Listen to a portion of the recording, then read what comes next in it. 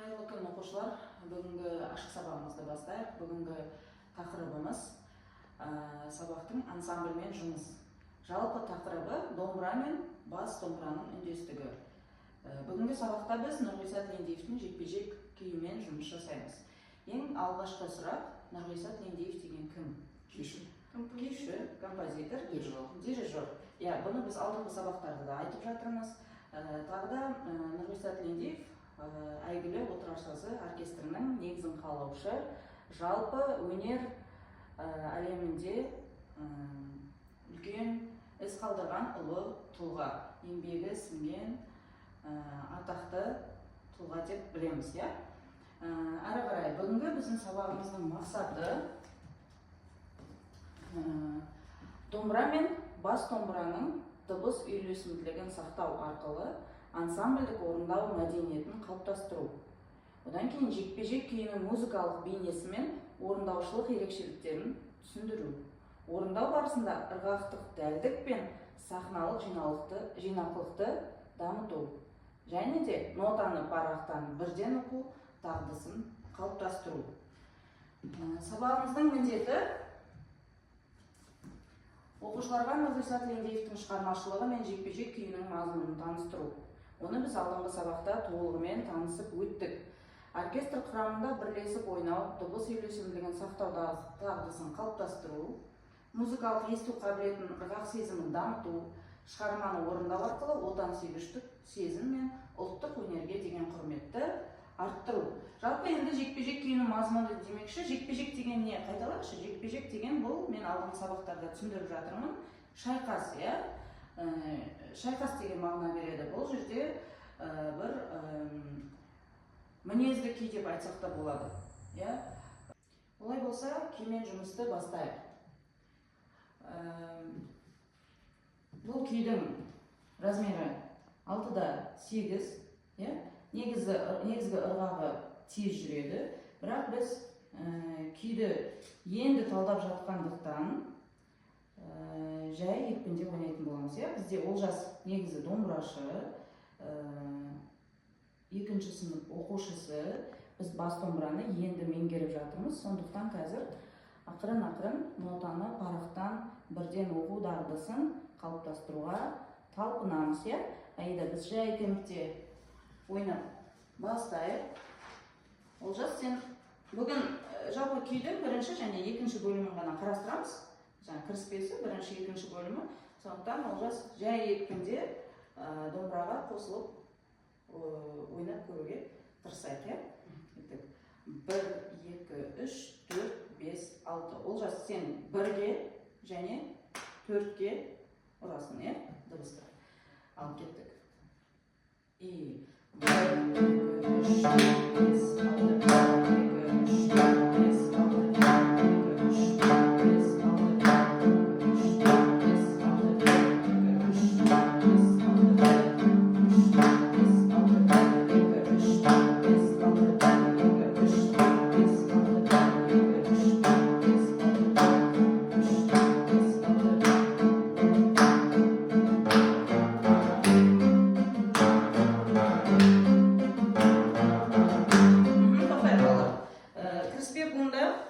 Барлығы түсінікті, Олжас, сенде аса қатты қиын ойын жоқ.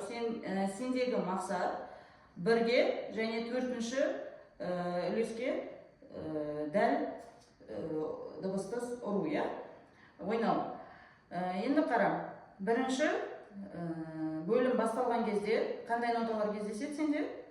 Ля, си, соль. 1-ші бөлімнен 1, 2, 3, 4, 5, 6, 7 такт артқа екен, Кәні, ойнағыш.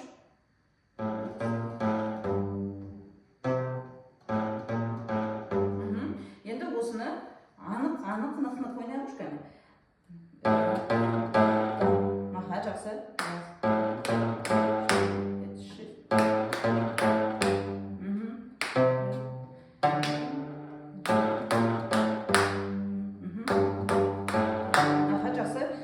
Жерден бастап сенде ойна. 1-ші бөлім 7 такта. Ал кеттік. Қаттырақ айда.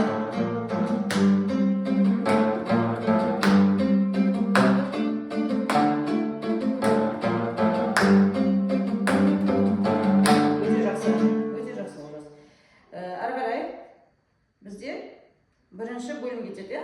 Qanday notalar ketadi? Do, re, mi. Do, re, mi, so'sin fa. Qani o'zing o'ynab o'qiz.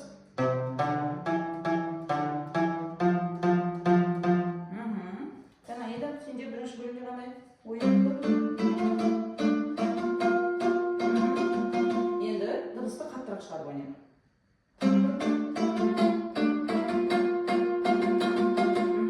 Al endi birga o'ynaylik.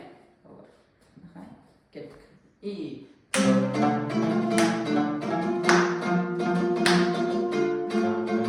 Birga o'ynaylik, ya? Ketdik. Tak. Qay yerdan to'xtadik? Mana yerda bizda dibis ansambl bo'lmay qoldi, ya? Ikki asbobning orasida. Qani birinchi sifrani o'ynaylik. Birinchi bo'lim.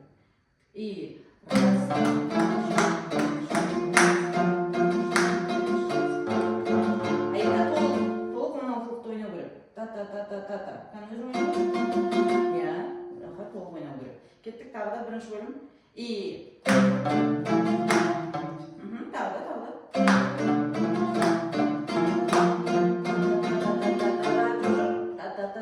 Ta. Tushundingmi? Tag'da ketdik.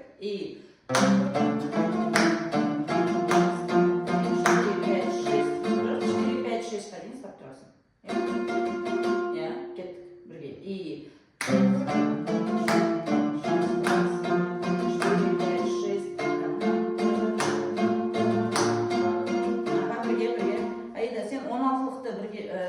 Vaqtında oynamagandan keyin basmaga shatsatın bo'ladi.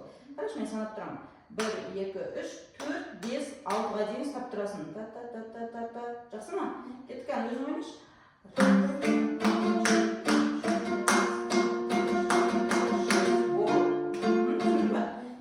Jay ekpinda azlataylik, ya? Ekpinda tushirib. Ketdik. 1 2 3 4 5 6 qani.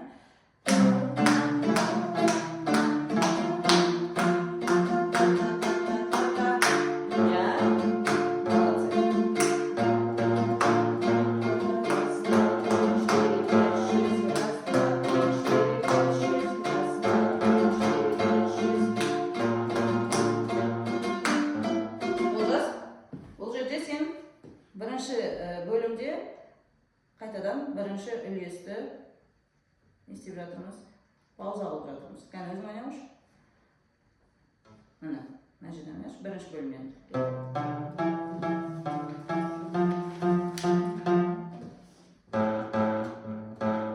Tag'dan o'ynash. Ya. 4 5 6. Fadan o'ynash. 1 2 3 birinchi pauza jasab o'tiramiz, ya? Ketdik, ayda birinchi sifradan. Jay o'ynaychi. 1 2 3 4 5 6. Yo'q, aljeda tushiramiz. Aljeda, o'sha asosib bor. Tan do re mi deb tush, jaydan ketamiz.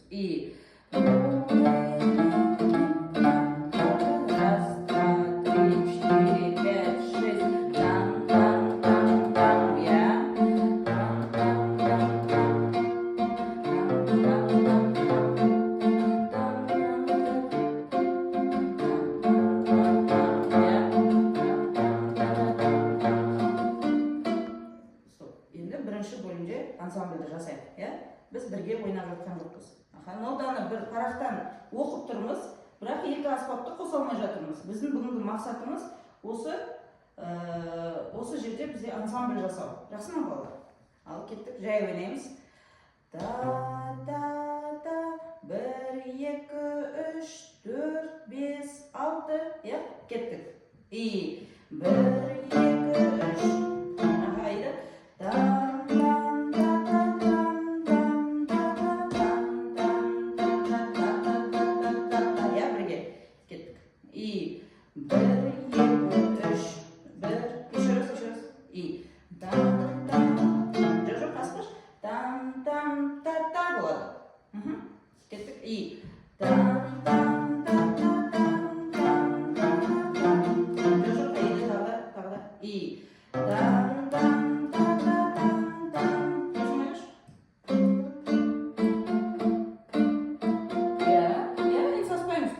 ойнаймыз. Кеттік. И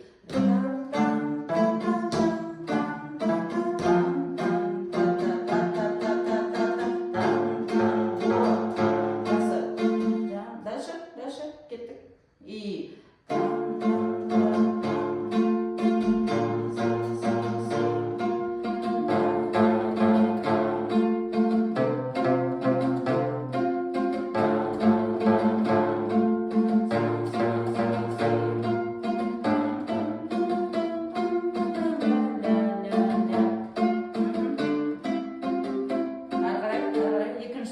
екінші цифра. И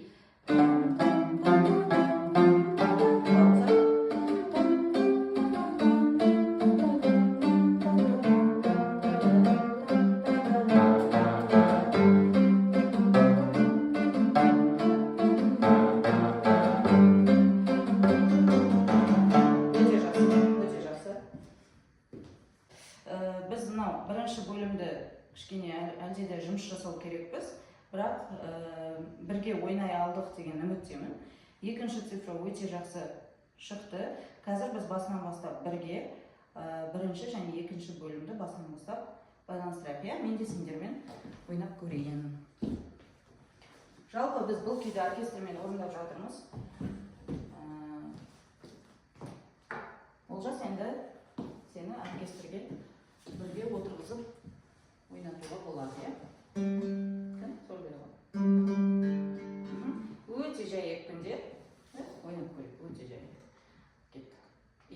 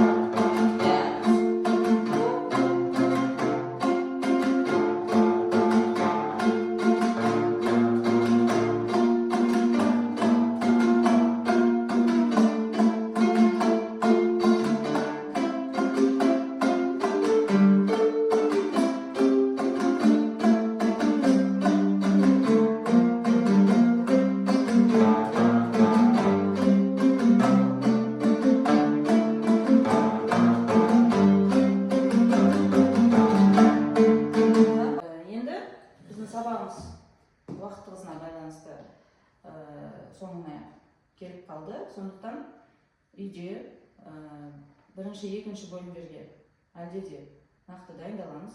Ансамбль деген балалар осы. Әр нотаны, әр дыбыс үйлесімділігін, яғни екі аспап арасындағы үндестікті сақтау, бірге ойнау. Санап тұрған кезде, дирижер өтеп тұрған кезде әр үлеске бірге түсу. Жақсы ма? Енді сендерге шағын сұрағым бар. Сабақ соңында қай бөлім осы күйде сендерге ұнайды? Күйдің барлық бөлімі ұнайды. Күйдің барлық бөлімі ұнайды. Біз алдыңғы сабақтарда негізі барлық күйді қарап шыққанбыз, домбырашылармен. Дыбыс үйлесімділігі бізде балалар неге маңызды? Аспап арасында ансамбль болу үшін. Аспап арасында ансамбль болу үшін. Өте жақсы балалар. Өте жақсы.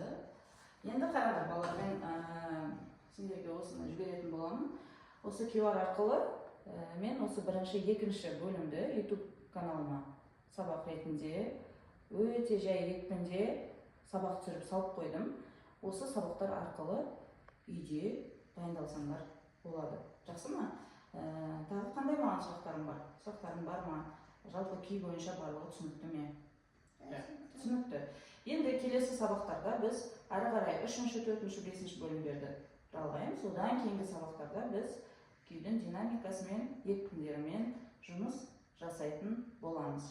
Және сендерге қыл қобыз, прima қобыз, баян аспаптары қосылып, әдеде бірге ойнап, бұл күйді одан да әдемі, үлкен көлемде, үлкен составпен ойнайтын боламыз. Сабағымыз аяқталды. Сұрақтарыңыз болмаса, онда келесі сабаққа осы 1-ші, 2-ші бөлімді жатқа дұрыстап ойнап келеміз. Назарларыңызға рахмет.